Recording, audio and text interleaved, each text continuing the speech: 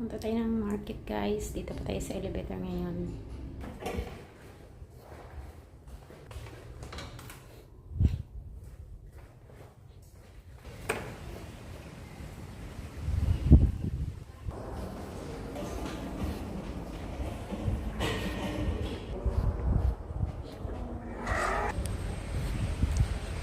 At ayan, guys, nakalabas na tayo dito sa aming building.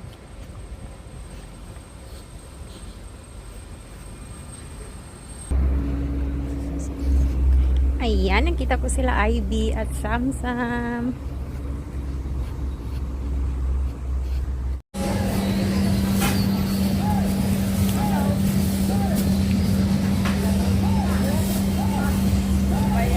Chichi, can I buy this? 2.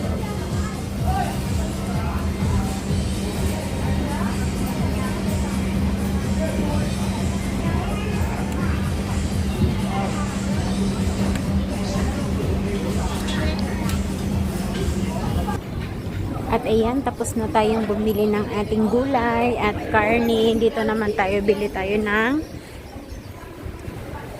nakalimutan ko na yung aking bibilhin. Bili naman tayo. Akit naman tayo sa taas. Doon ay mayroong supermarket. Doon tayo bibili ngayon ng chicken.